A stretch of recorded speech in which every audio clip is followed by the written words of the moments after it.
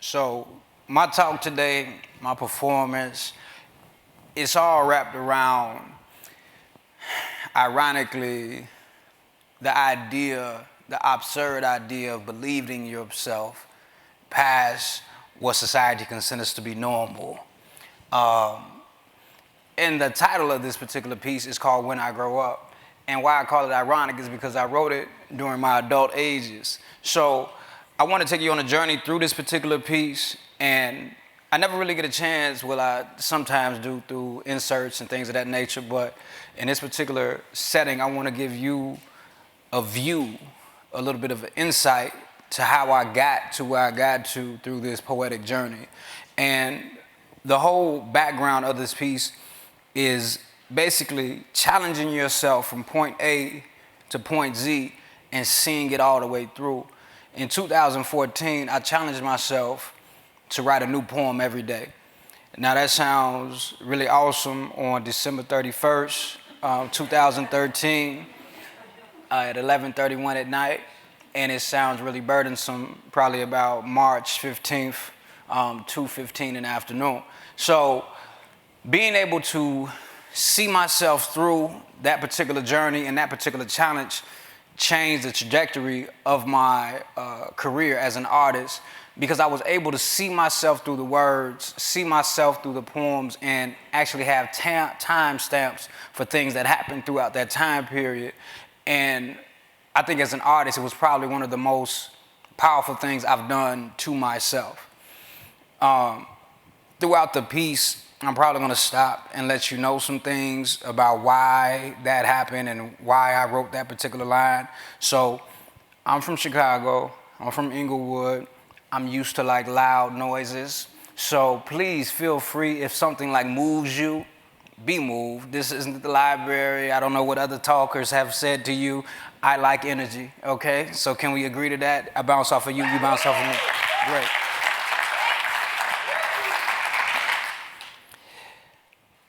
So while they was getting their party on, I was perfecting my lexicon just to take down demon Decepticons, Optimus Prime with a book and some lines, Glock quarter, nick and a dime, automatic, psychopathic, the way I live in these lines. That basically means while they was hawking for J's and standing in line, I was becoming Isaac Hayes in the back of my mind. Black Moses, people's poets, hopeless hoaxes, cokes and corpses, baking sodas of fiends' noses, venomous vultures from home of Sosas, solid soldiers from homes that's broken. That basically means that since the days of Tekken, I was hopeless. Heads of tokens, life's a gamble. But Black Moses sent here to part the Dead Sea because Cass was floating. Keep it 300, Chrysler's coasting, and that's back to the Sosas. Now, I think that particular line, I got to stop right there. That's not like a whole lot of meaning in that, but it was just some good writing, because basically, I'm going to tell you why. In the beginning of that particular section, I go on to tell you about being from the home of Sosas, and Sosa is a nickname of Chief Keef, who was a rapper from Chicago. Then we go into that bottom of that half of that particular stanza, and we say, keep it 300, Chrysler's coasting. Now the name of his gang affiliation is 300, so we also talking about Chrysler's and continuously rolling on in life, but we're also going back to that actual affiliation in the beginning of that stanza. So it was just some good writing. I just wanted to let you know, okay? So keep it 300. Chrysler's coasting. But see, while they was bragging, I was boasting with my mouth bound. They was baffled, but see, I was boosting their immune system.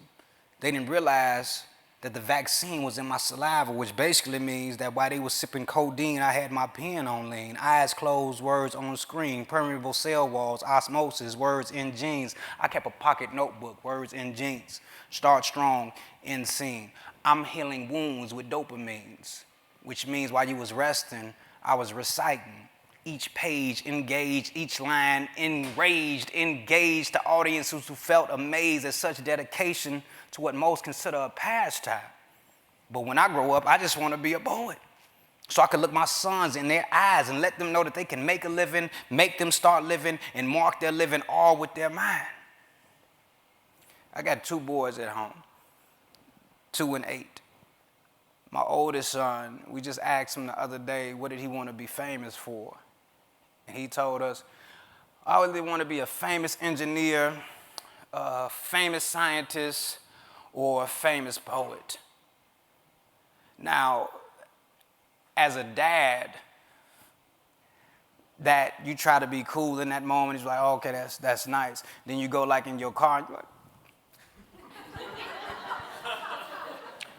because brilliance is not always necessarily personified as cool. So the fact that he sees what I do, he's along for this journey, he gets to go to all these things that I do and all this great stuff, and in his mind, that's cool. To be smart, to push off your brilliance into the world has now become cool. And what more could you ask for but to have that type of an influence on a human being? And I want to look them in their eyes and tell them they can make a living, mark their living, and make them start living all with their mind. I need them to see that they sat in them seats to hear me speak. All because I sat in that seat night after night, week after week, nights when I was weak, nights when I couldn't speak.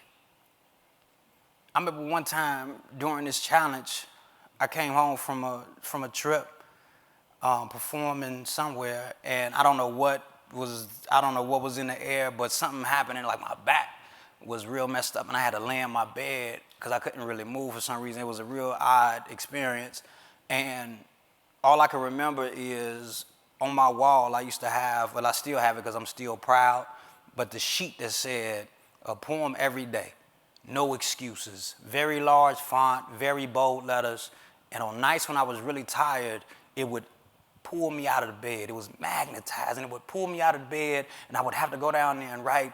That one night, I just could not move, and I had to take my book, my notebook, and I laid on my back, and I wrote on my back, and the lines was real jagged, and I'm already left-handed, so it's real, you know.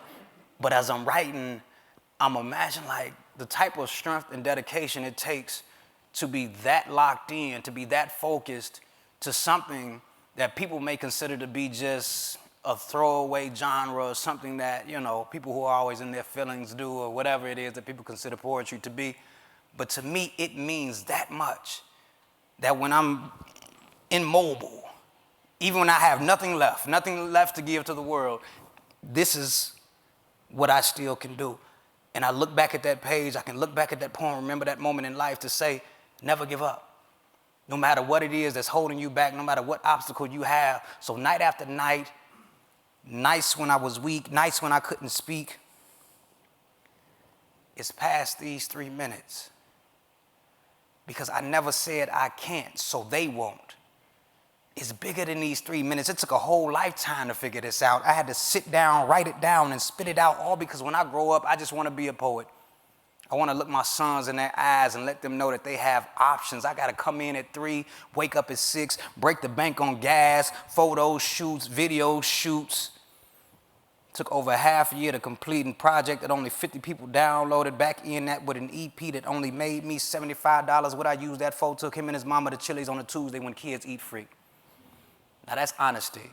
That's something that they're missing in their artistry. But I need them to see that it's way more important to see discipline than it is to receive it, and it's way more important to see perseverance than it is to hear it. My sons are not allowed to say, I can't. Only I'm having a hard time. And in those hard times comes hard work, and that's the real victory. Because when I grow up, I just want to be a poet, so that my sons can believe in their dreams and not systems. They can believe in themselves and not religions. I don't need them to be all wrapped up in Santa Claus. I need them to understand that they are the gift. I need them to know that 3 minutes can change your life. So while everybody was trying to figure out theirs, I decided to write mine. Thank you for my 3 minutes. I appreciate you.